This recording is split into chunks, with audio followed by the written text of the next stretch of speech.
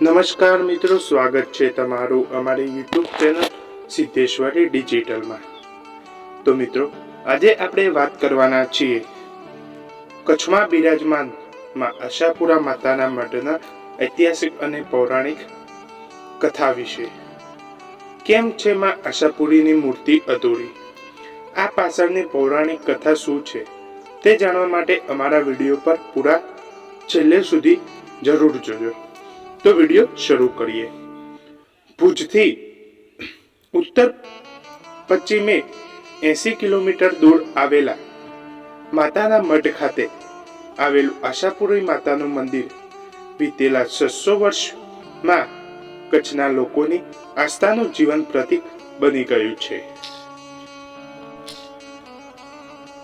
ઈસવીસન 14મી સદીના પ્રારંભે લાખો ફુલાણીના પિતાના રાજદરબારમાં મંત્રી તરીકે રહેલા બે કરોડ વાણિયાઓ અજો અને અનાગરો આ મંદિર બનાવ્યું હતું, જેને કચ્છમાં આવેલા 1819ના ભૂકંપ ભારે નુકસાન થયું હતું।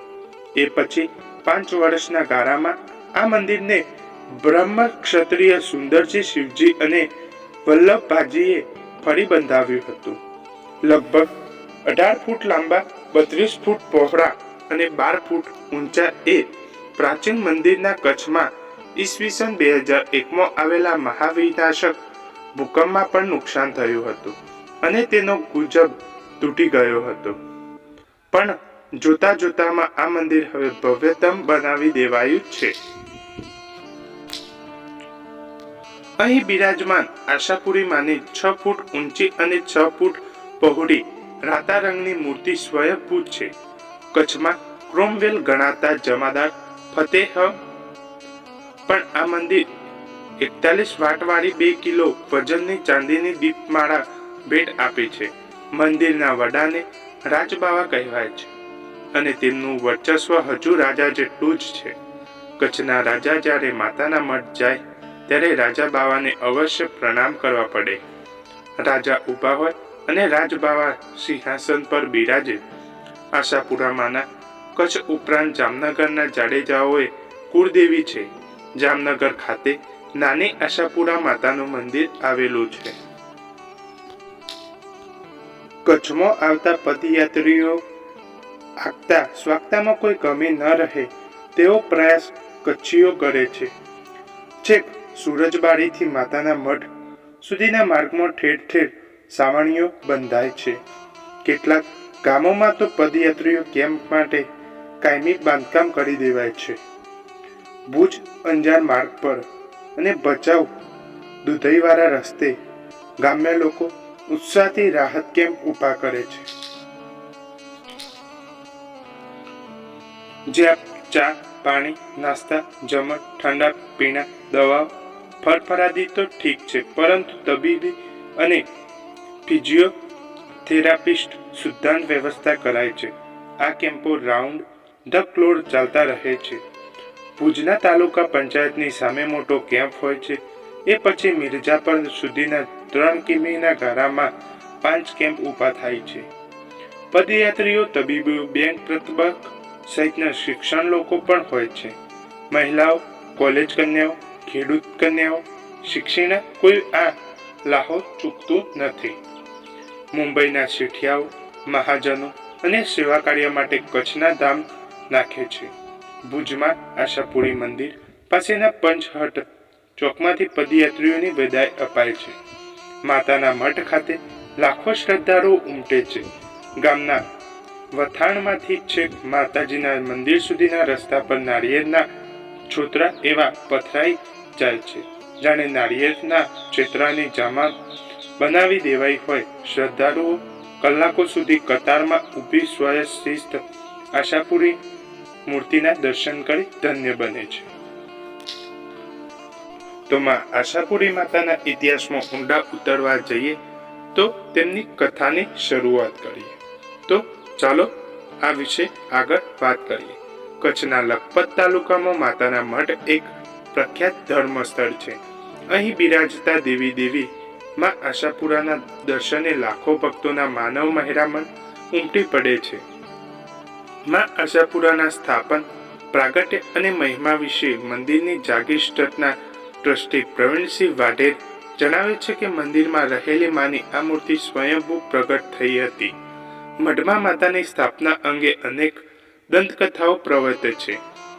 આગળ વાત કરવા જઈએ તો કહેવાય છે કે કચ્છની ધણિયાણીમાં આશાપુરાનું પ્રાગટ્ય 1500 વર્ષ પહેલા હતું. દેવચંદ નામે મારવાડનો એક વૈશ્ય જૈન વાણિયા વેપાર અર્થે કચ્છમાં આવેલો હતો. વેપાર માટે કચ્છમાં આવેલા વેપારી વાણિયો કચ્છની ધરા પર ફરી રહ્યો હતો. ફરતા ફરતા વેપારી વાણિયો કચ્છની તે જગ્યાએ આવી પહોંચ્યો જ્યાં આજ તાજેતરના આશાપુરા માતાનું બિરાજમાન છે. વેપારી ત્યાં પહોંચ્યો ત્યારે આસો મહિનાની નવરાત્રીનો સમય ચાલતો હોવાથી વેપારી વાણિયાએ તે જગ્યા પર માતાજીની સ્થાપના કરી રોજ સાચા દિલથી ભક્તિભાવપૂર્વક માતાજીની આરાધના કરવા લાગે છે. માતાજીની સ્થાપના કરી દેવચંદ વેપારી વાણિયો આખો દિવસ માતાજીની ભક્તિ કરવામાં લીન રહે છે. માતાજી વેપારી દેવચંદ વાણિયાની ભક્તિની આરાધના જોઈ પ્રસન્ન થાય છે અને વાણિયાને સ્વપ્નમાં દર્શન આપી કહે છે, દીકરા, હું તારો ભક્તિ ભાવમાંથી ખુશ થઈ તને દર્શન આપવા આવી છું અને જે જગ્યા પર મારી રોજ પૂજા ભક્તિ કરે છે એ જ જગ્યા પર મારું મંદિર બનાવી મારી પૂજા ભક્તિ કરજે.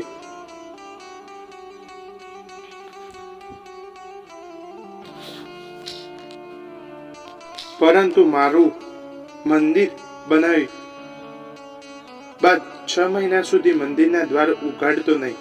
વેપારી દેવચંદ સ્વપ્નમાં માતાજીના દર્શન થતા ખૂબ જ ખુશાલ બની માતાજીના કહ્યા પ્રમાણે પોતાના ઘર છોડી ત્યાં આવી રહેવા લાગે છે. વેપારી વાણિયો માતાજીના કહ્યા મુજબ મંદિર બનાવી પોતે મંદિરના દ્વારા પર બેસી મંદિરની રખેવાળી કરવા લાગે છે. મંદિરના દ્વાર બહાર રખેવાળી કરતા 5 મહિના જેટલો સમય પસાર થઈ ગયો. એક દિવસ બન્યું એવું કે વેપારી વાણિયા મંદિરના દ્વાર પાછળ ઝાંઝર અને ગીતનો અવાજ સાંભળે છે.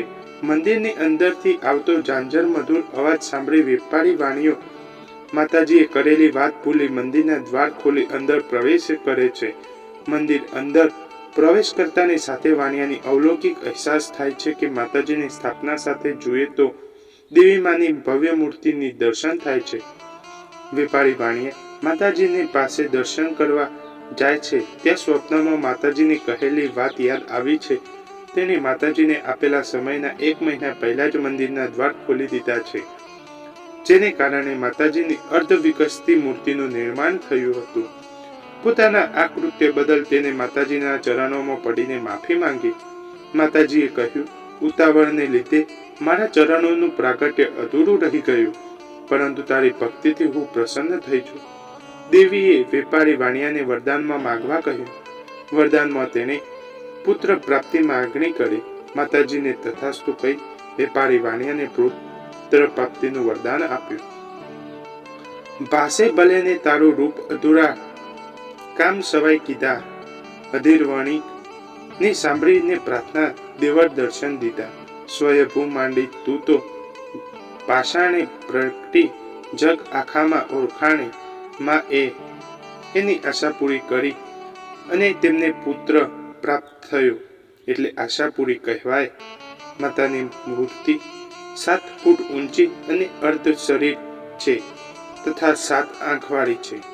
અનેક ભક્તોની આશા પૂરી કરી છે એટલે આશાપુરા તરીકે ઓળખાય છે. જ્યારે તેમનું સ્થાન માતાના મઠ તરીકે સમગ્ર ગુજરાત, રાજસ્થાન સહિત દેશમાં જાણીતું છે. બીજી દંતકથા પ્રમાણે સિંધના શુમરાનું રાજ હતું, જે કાબુ લૂંટાર સાથે મળી પ્રજાને ખૂબ દાસ આપતો હતો. જેમની સામે જામ લાખિયારે યુદ્ધ કરી પ્રજાને બચાવેલ. જેમના ભાયા જામ બારમલ રાજસ્થાનમાં રાજ કરતા હતા. તેમને માં આશાપુરાના સ્વાઈ આવ્યા અને રાજસ્થાનનું રાજ છોડી કચ્છમાં આવવા જણાવ્યું અને જ્યાં સાપ નોળિયા એક સાથે જોવા મળે ત્યાં પડાવ નાખવા જણાવ્યું. જામ બારમલ રાજપૂત હતા અને તેઓ પોતાના પરિવાર અને પ્રજા સાથે અહીં આવ્યા અને હાલ જે માતાના મઠ તરીકે પ્રખ્યાત છે ત્યાં તેમને સાપ અને નોળિયાનો એક સાથે જોવા મળ્યા. જામ બારમલે ત્યાં પડાવ નાખ્યો. 3 દિવસ પછી માં આશાપુરા પ્રગટ થયા અને તેમના દૂધનો ધૂપ કરવા જણાવ્યું. બાદમાં એ આશીર્વાદ આપ્યા કે હું તારી કુળદેવી તરીકે રક્ષા કરીશ અને ત્યારથી જાડેજા રાજપૂતો આશાપુરા માતાની કુળદેવી છે. 1819માં કચ્છમાં આવેલા ભૂકંપ દરમિયાન આ મંદિરને ભારે નુકસાન થયું હતું. ત્યારબાદ 5 જ વર્ષમાં સુંદરજી, શિવજી અને વલ્લભજીએ આ મંદિરને ફરીથી બંધાવી દેવડાવ્યું હતું. 2001માં આવેલા ભૂકંપમાં ફરીથી આ મંદિરને નુકસાન થયું હતું, પરંતુ થોડાક સમયમાં આ મંદિરને ફરીથી બંધાવી દેવડાયું હતું.